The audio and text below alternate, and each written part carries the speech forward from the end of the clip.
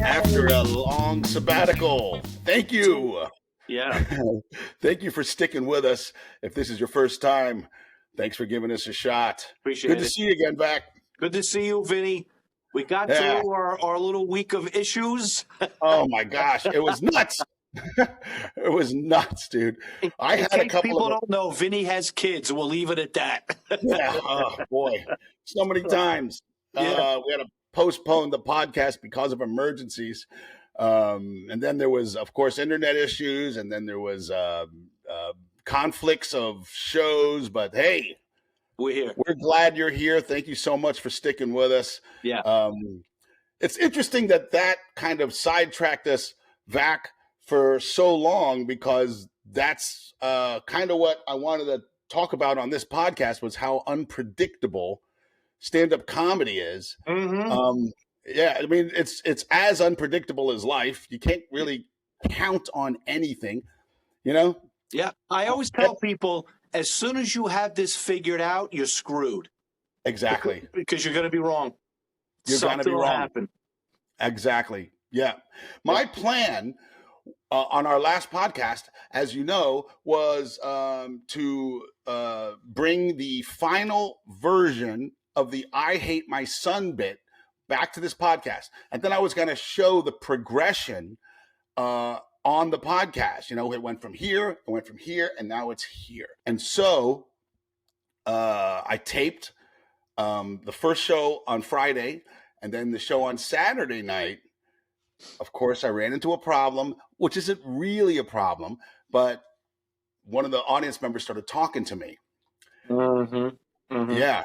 And as I've mentioned to you before, I'm not a big fan of back and forth with the audience. I'm very selfish. I've written these jokes. I want to do the jokes, you know? Yeah. But listen, Vinny, you're singing to the choir, man, because there are times in my act, well, I'll ask a question. Is anybody boom? But I've learned, I don't know if you've noticed this or not, but lately people seem much more entitled to just start a conversation with you. Yes. Or to just heckle you for whatever reason. They just feel that they can do it. Yeah. And they have no concept of the fact that we have a prepared show with timing and words and inflection.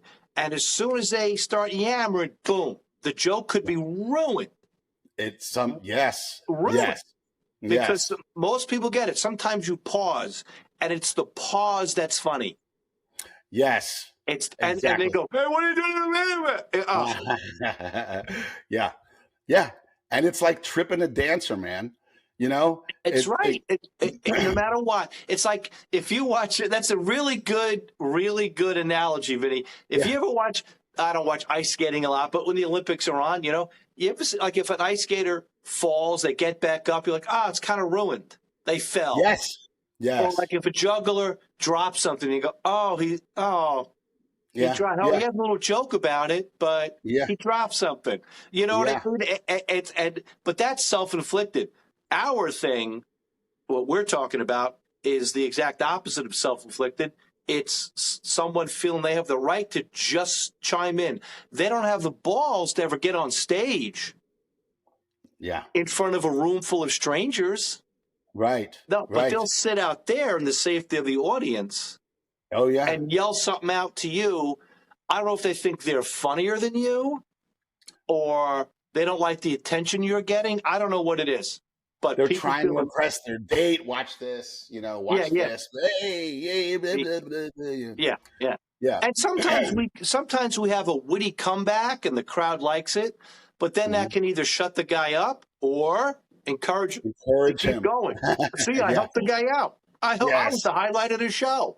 Yes. And you don't know you weren't. Well, you were maybe, but not the way it should have been. No, you just made it work because you're a pro. You know, you just made it work, and then he thinks he's a hero. Oh, I helped him, and then he comes up to you afterwards, and hey, man, we were great together. Yeah. Was he a plant? Was he a plant? Yeah, was he a plant? Yeah, I get that. No, he wasn't a plant. No, he wasn't a plant. Yeah. So I'm doing this show I think it was it's been a couple of weeks. I was in Lenore, North Carolina. I was in Lenore, North Carolina, and this guy just starts, he said something in my show which I absolutely had to acknowledge. So I acknowledged it. The audience laughed, and I just played with it for a little while. Yeah. Yeah. And I said, let me give this a shot. Let me just go with this. Mm-hmm. And it wound up being pretty good. It wound up being pretty good. So just for the heck of it, let's just let them see exactly what I'm talking about. Let's show them the video. Let's show it. Parents, do you remember the moment you realized your child wasn't gifted? I remember the moment I realized my son wasn't. He was 3 years old at the time. This was my firstborn. I'm changing his diaper.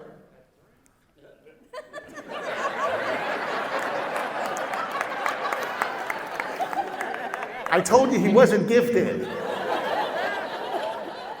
I didn't realize that. He was my first.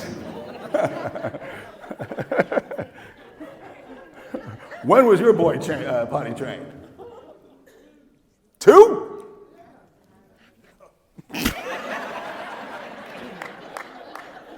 I don't know how you guys do that. What? When you went, he went? How did you do that? I got a 16-month-old. Like it's time for him? Okie dokie. I'm gonna cut that joke short and move on to the end of my show, because apparently I gotta change his age in this joke. Next time you hear it, he was 2 years old at the time.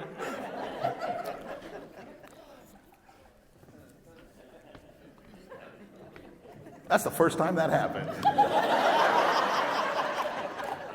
How old is your boy now? 34.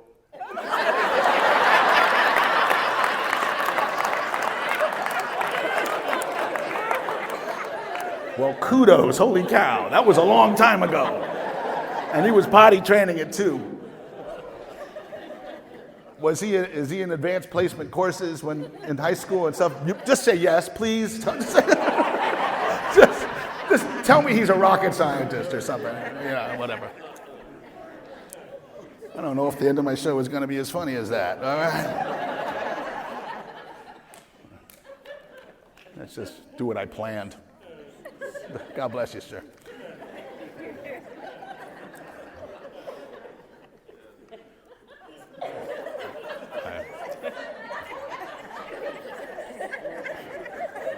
I'm knocked for a loop right now. We could have saved so much money on diapers. Just full disclosure, the boy I was talking about, he wasn't potty trained till 4. So he's really not gifted. Well, good. Okay, I got 3 kids. I got 1 going to community college. That's gonna save some money. My wife's a good mom. That helps. Okay. All right, there it is. All right. Yeah. As you can see, I left in the way I transitioned out of it because right. I wanted there to be a definite end so people can know, the people listening could know that I moved on with my show, and right. I had to. I looked at my watch. I said, "Oh, I gotta get to my closer because I only have so many minutes, and plus I want to sell my T-shirts." Right. So of course, you got to move the merch. I got to do the T-shirt pitch. Yeah. Right. Yeah. And then as you saw, there was that, I don't know, it was like about, I don't know, it seemed like 20 seconds, but there was no way it was that long. It was probably about 5 to 10 seconds where I was just like thinking. And really, Vac, what was going on in my head right there was my plan was to do the I Hate My Son bit and bring it back to the podcast. And now I'm in the middle of this conversation with this dude. Yeah. How do I get back to my act seamlessly? You know, I can edit it seamlessly and make it as funny. Yeah. And I was literally just, you know, wondering and letting the audience laugh. And I eventually said, well, let me just give this one more line, and I got out of it. Yeah. Yeah, you know, despite all of our experience in this business, you never got, I'll say, heckled at that point of that bit before, because it's a new bit. All of a sudden, that, even though you have a lot of experience with heckling, that never happened to you before. And you had not only the purpose of wanting to get the bit out, but for the podcast. So we're thinking about that too. And so all that's on your mind, plus there's an audience here. You know, you have to do it the right way. In other words, so that they'll still laugh at you, but maybe it's not going to be what you wanted, but it happens. It actually happened one other time with this bit. And I definitely showed that on the podcast. It was it's when I did a video update of the I Hate My Son bit. I've been doing it for a couple of weeks, and that woman, after I was talking about I hate my son and how I shut the door when he wants to run outside just to watch him lose his mind, and a woman in the back goes, "You be nice to that baby." Yeah, that's funny. And it wasn't anything. It wasn't anything that tripped up the set or the bit, rather. So I just moved, I acknowledged it and moved on. And it was kind of like, no problem there. Yeah. But in this case, you know, I'm talking about my son. I'm changing his diaper at 3 years old. And the guy goes, 3? You know, like that was wrong. So I had to play with him a little bit. Yeah. You have to. I mean, you know, when everybody hears it, it breaks the momentum of the bit. And for you to just act like it didn't happen almost looks weird. It does. You know? And so you did what you had to do. Yeah. You know, sometimes we just have to survive. Yeah. I had to acknowledge it. I had to. And it wound up being, I think it was 4 minutes of me not doing material and just talking to these people. Mm-hmm. And it was funny. It got laughs. You know, they seemed to love it. Yeah. And, you know, it just, you know, see, and here's the thing. Also, as you can see, I ducked out of camera a couple of times because, you know, I'm a one-man operation in this thing, Vac. I get to a theater and I set up the camera myself. I frame the camera myself. I you know, if I'm lucky, I get a theater employee or a club employee to press start for me. Yeah. You know, but you know, you know, obviously what happened was they hit play or they hit record and it made the camera come down a little bit. Yeah. Because I you know, I bend down a lot. I bend up. I'm all over the place. Yeah. So I always give myself enough room for that. But you know, the framing was bad, and that's why I was that's for the people watching on Spotify or YouTube. If you're listening on Apple Tunes or whatever, you didn't even notice that. But no, but yeah, it's hard. You know, when you have to have somebody else kind of do you a favor. Yes. They're doing you a favor, you know, and they're probably going to, I got to get over there, start, and then they're going to go do whatever their job is. And it's not that they don't care. It's just, you know, you're asking them for a favor. So it's tough. Yeah. And I usually give them like a 20. You know, I go, hey, thank you very much. Or a shirt. If they want a shirt, I'll give them a shirt. Yeah. You know, whatever to, you know, just to show my appreciation. But they don't know they're getting that. They're just I should, you know, I think I should start going, hey, man, listen, you know, here's $20. Can you just do this for me? That's probably what I should do from now on. You know what? It's like tipping your on the ships. Sometimes I'll tip my cabin steward on the very first day. Yeah. Even though they get automatically tipped at the end of the week. I pay a gratuity at the end of the week, no matter what. I'll still throw them 10 or 20 at the beginning of the week just because. Yeah. If I need something, they're more likely to go, I'll be right there, sir. Yeah, yeah. I don't ever need anything, but sometimes I can have my clothes sent out to be steamed, and they'll get it done as soon as possible. Yeah, that's good. But that 20 makes all the difference in the world. So let me ask you something. So you have to, even as a quote-unquote employee of the ship, you still got to pay a gratuity? Sure. Like, it's not, I mean, it's not voluntarily, I'm going to give this guy this money. It's like, oh, you owe this? Yeah. Yeah, I pay gratuity for the cabins. I pay gratuity for anybody who works on this ship. I'm considered a guest entertainer. I'm on the guest manifest. So I'm in a guest room. So I pay gratuity for the cabin steward. I pay gratuity for the dining room people, which I never go to. I pay gratuity for the buffet. I pay gratuity for the spa, which I never go to. And it goes other places. But you have to pay it because you're on a guest manifest. Now, maybe a guest might say, I don't want to pay the mandatory gratuity. I want to pay cash to my own people that I want to pay to. So, I see how it works. So they might, believe me, I'm sure these people prefer to get cash. So they might say, I'm going to tip my cabin steward. This guy was really good. Yeah. I'd rather tip him cash. But I never go to the spa. I never go to the dining room. Why am I tipping these people? But I'm going to go to the buffet, and I'm going to tip those people because they were very nice to me. They were very good. Yeah. So I think if you're a guest, you can say, take that off my bill, and I'm going to leave cash. Yeah. I think you can do that. But I'm not going to go there. Guest entertainer, I'm working here.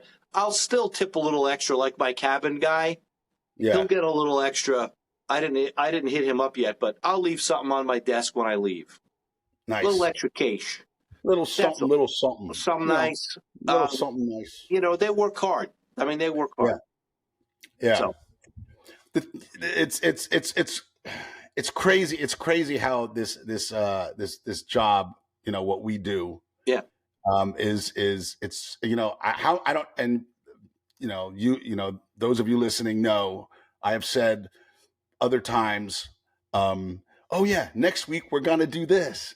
And it didn't work out because my guy couldn't set up the camera or we couldn't get the guest or whatever. Right. So it's like, first of all, I'm done. I'm done promising things like that because it's just you and me. We don't have a guy booking. We don't have a producer. We have no control of it. And it's the same thing with comedy, man. Yeah. It's like we were talking about before we logged on, man, about all the things that could happen while we're on stage. I had, things that as you were saying earlier, we don't expect.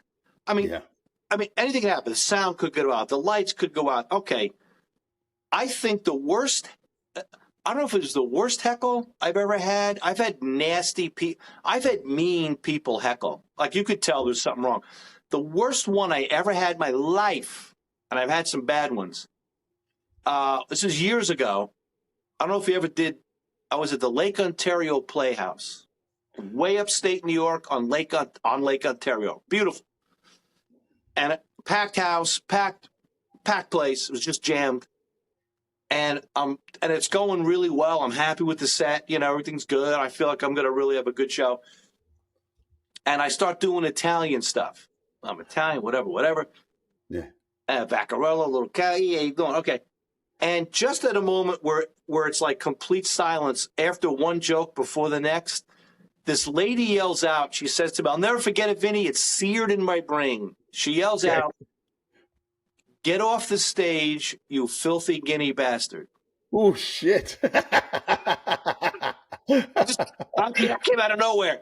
The show's going great. It was shocking. Yeah. Shocking. Yeah. Right? Yeah. So the crowd just went, huh? Is that Hitler? Right. She was midway back to the right. The room kind of went straight back. She was right back there. Get off the stage, you filthy guinea bastard. I went, holy shit. And Vinny, the place went. I could see the owner of the club go, yeah, like, right, looking for her to get rid of her. And I said, I thought, I remember this. It was. I don't think this was a gift from God necessarily, but maybe. Yeah. What I said was, and I don't know if you're going to edit this out. The place was in shock. I literally sat on the stool. I never sit on the stool. I sat on the stool. And you sat on the stool while the audience was going, whoa. They were like, whoa. I was like, and I said to her, did I fuck you and not call? Okay. Dude. Yes. After that, I owned that room. I could have run for mayor that night, won in a landslide. That is awesome. And so the place goes fucking nuts.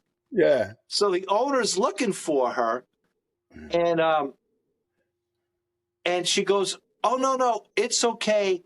I can say that I was married to one of them." So, okay. So one of them, like I'm some type of alien species, you know? Yeah. So the owner's looking for her, get rid of her, and I go, "No, don't throw her out. Don't throw her out. I'm going to see if I can win her over." Oh, and nice. So I said to her, I think the next thing I said to her was, I admire you the way you doubled down on your racism. Like, you didn't even back off it by going, "I'm so sorry, I'm drunk. I didn't mean it like that. My husband was Italian, and I'm so sorry." It wasn't anything like that. She doubled down on it. It's okay. I can say that I was married to one of them.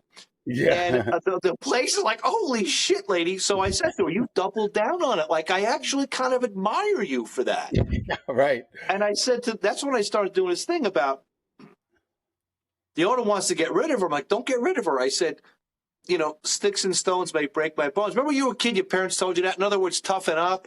It didn't bother me. It bothered me a little bit. It did bother me a little bit, but not enough. I said to her, "So I don't know anything about your marriage or anything about your ex-husband at all. And I like to hear both sides before I come to a conclusion. But right now I'm on Team Bruno."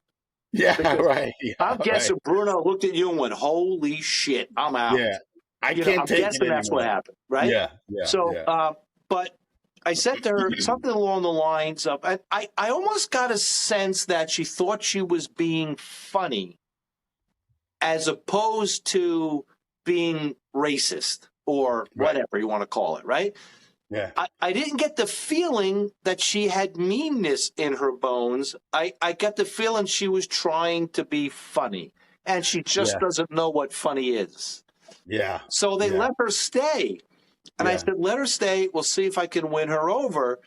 Yeah. And I joked about, "What do you say you and I go out after the show? We'll go out for a drink and we'll talk and see if I can, I'm not trying to bang it, but if it happens, I'll bang it." But whatever, that kind of thing,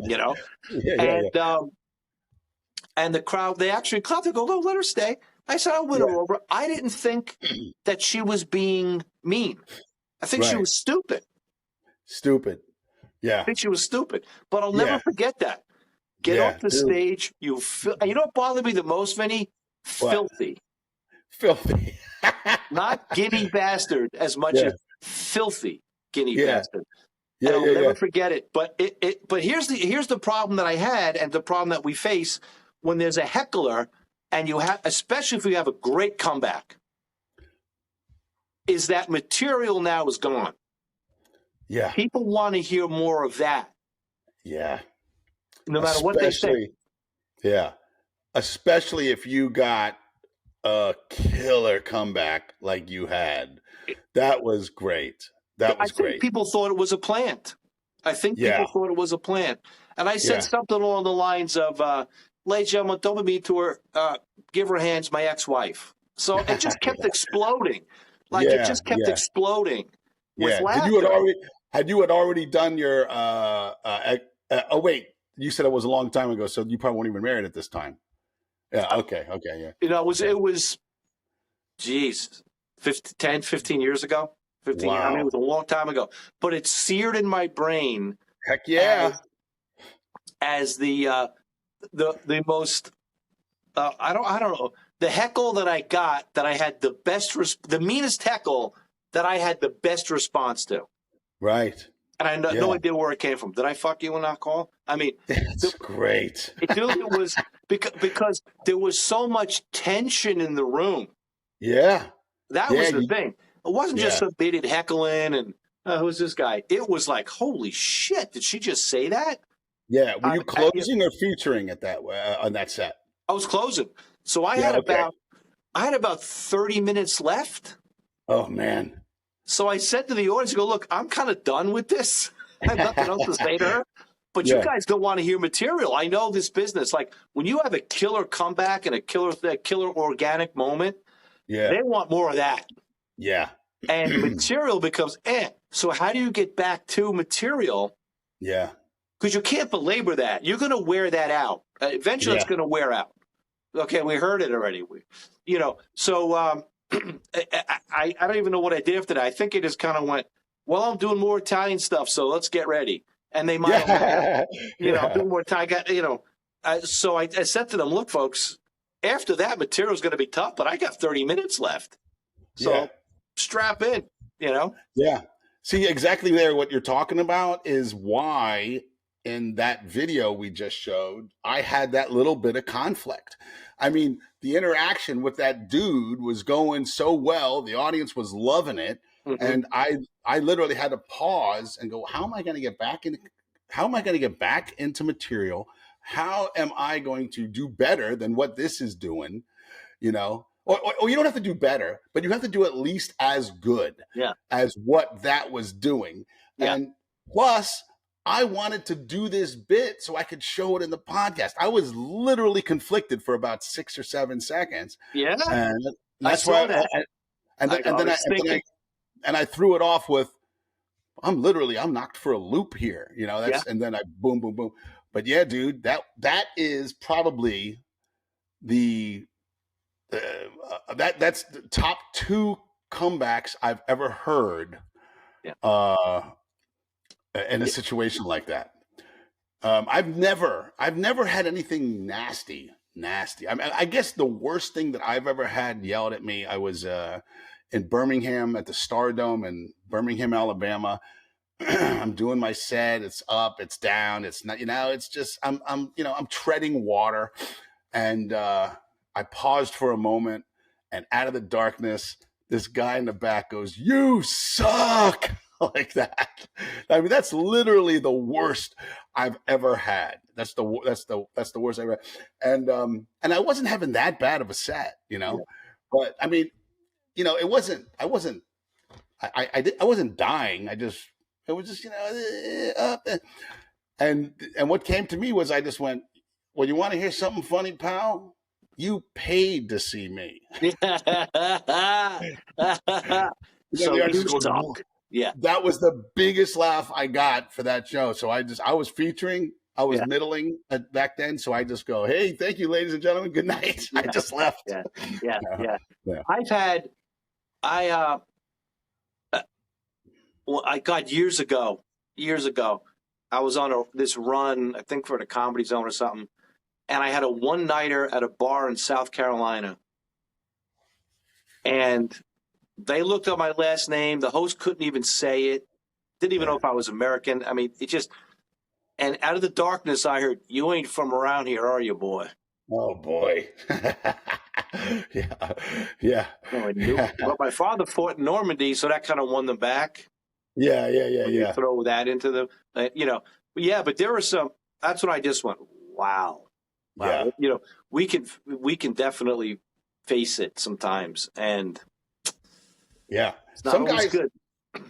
Some guys, ask Chris Rock. They get attacked on stage, I mean, of course, no one's ever seen it to that degree. I mean, a worldwide program. But I know stories about guys. No one's ever, approached the stage with any kind of intention of violence in their eyes or whatever. Like, hey, I'm going to kick your ass. I've never really had that. I guess I've been lucky.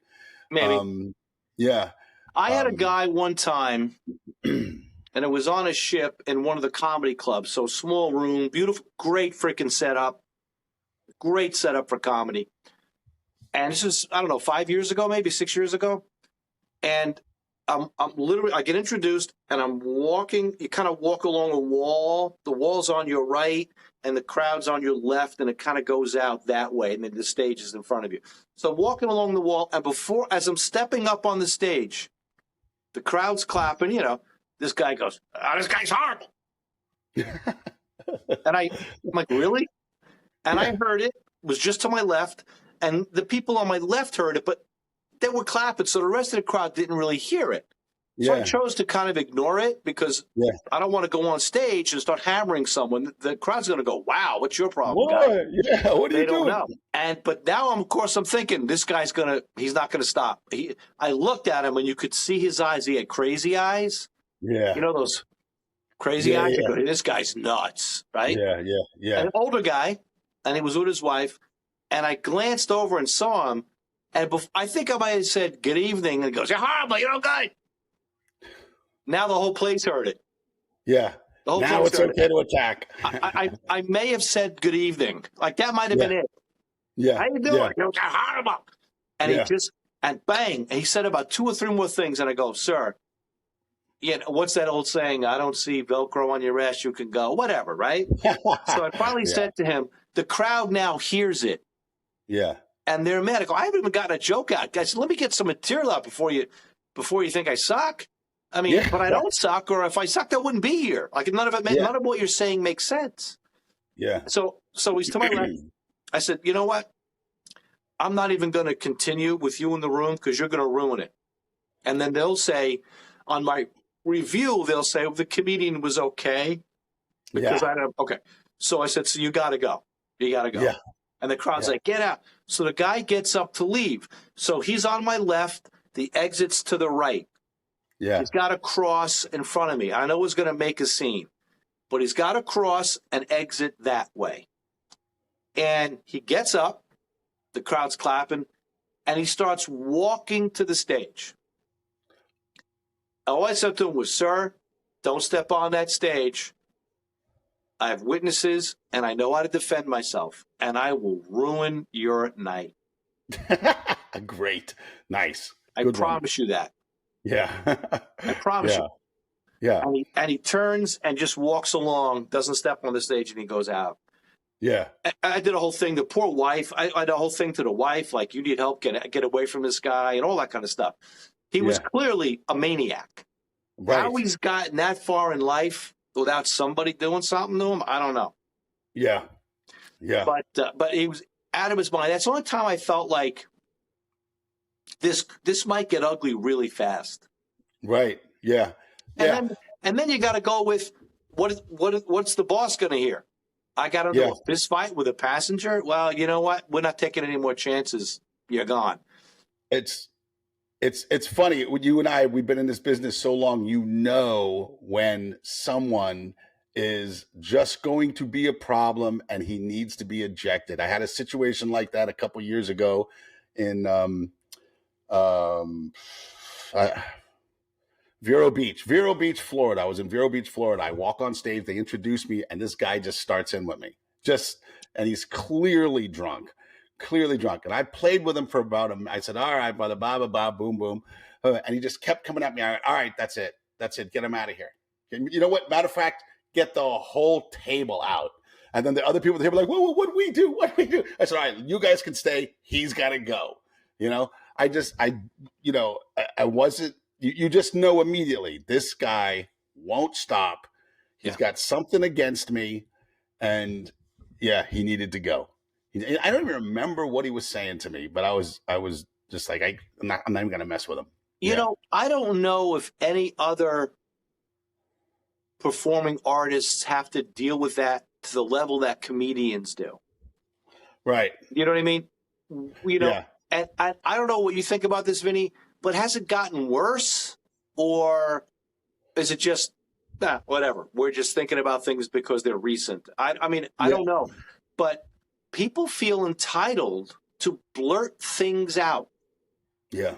It's their show and they paid or whatever, and they're going to say something. And it gets frustrating. It gets very old for comedians to go out. Sometimes what they say is, it makes no sense but they've taken the energy a little bit from the room and changed your show. And now you're thinking, wow, my first joke is gone because it won't make sense now. And now I got to start adjusting my show because this freaking idiot can't hold his liquor. Yeah. Or this idiot is just an idiot, a moron. Yeah. I don't know. I don't get. I'll tell you. I'll give you my theory. I think that social media has a lot to do with it because, and no disrespect or criticism to these other comedians out here that post all of these audience work and audience interaction videos. It's actually very smart of them to do, so they're not burning material on online. Right. But people who love comedy, that's in their feed, and that's all they're watching is audience members yelling at these comedians, and these comedians bouncing back and playing with them, putting them online. And so now everybody's like, "Well, I'm going to be a famous. I'm going to get. Maybe I'll go viral. Yeah. I'll go viral." Yeah. So I mean, I think that has a lot to do with it. I think you're right. I've thought the same exact thing because they don't want to burn material, or they don't really have material. Thought of that too. You go, oh, I've heard that joke before, so they don't want to put because their material isn't their material. But maybe they can get something going with somebody, and it was funny, and that's what they put up. With the exception of a very notable few guys out there who we know are killing it out there, and they're posting. I mean, and they deserve everything they have and all the notoriety they have and everything, and they're posting a lot of these audience interaction videos.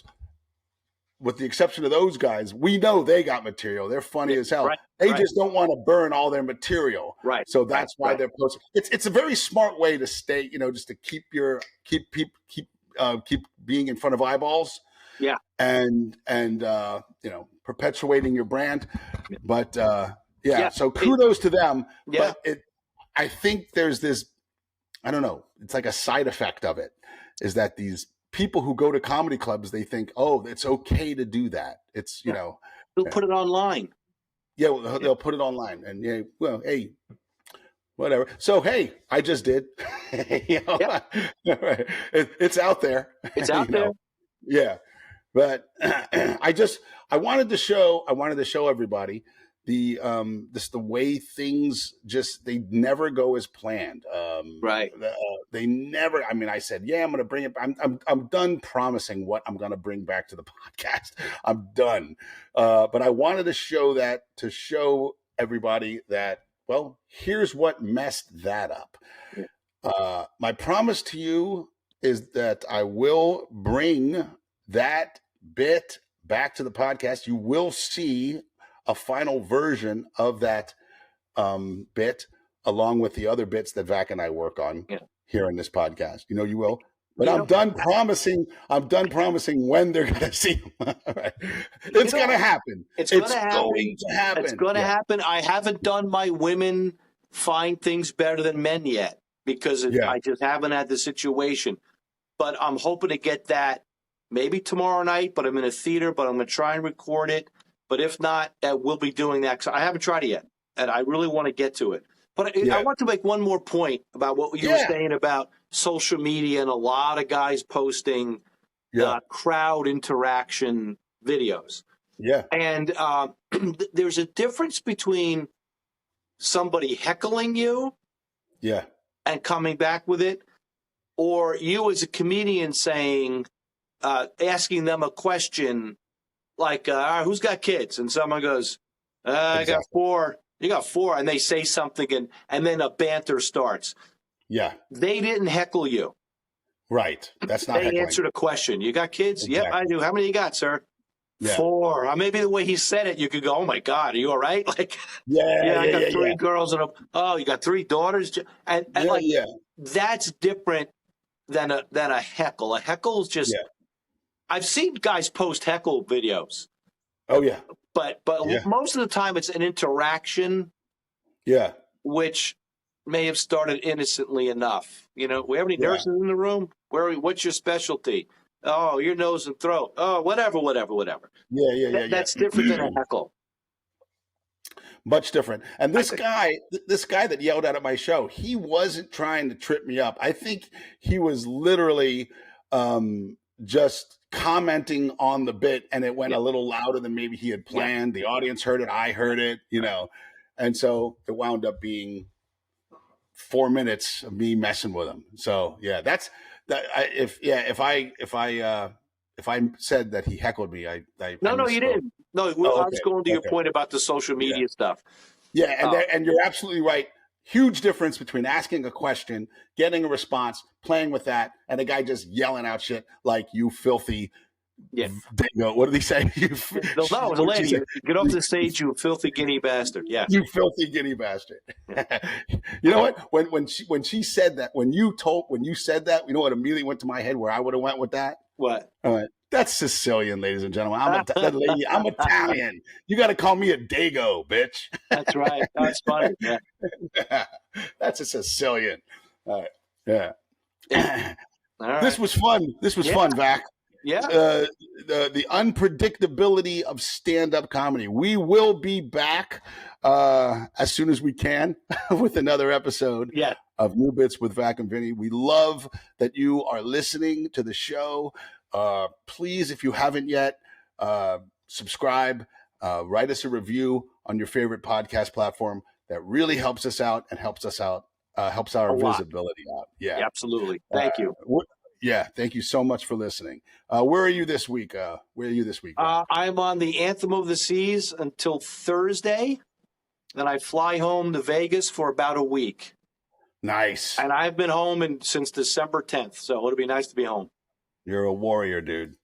Yeah, I just got a one-nighter this weekend. It's on Saturday. I'm at the Rally Point Bar and Grill, which is like a Marine bar. A Marine owns it, and it's gonna be a lot of Marines there. I'm really looking forward to it. Cool. And it's literally, dude, check this out. It's literally 5 minutes from my house. Oh, yeah, beautiful. 5 minutes from my house. Yeah, beautiful. So I'm gonna see if I can set up a camera in there, and I'll be headlining. So hopefully I can do some new bits or whatever. Hopefully, hopefully there's room for a camera. All right. All right, Vac. Okay. Good times, my brother. I'll be in touch with you, and we'll figure out episode 23. 23. Yeah. Wow. See you online, my brother. See ya. Thanks, everybody.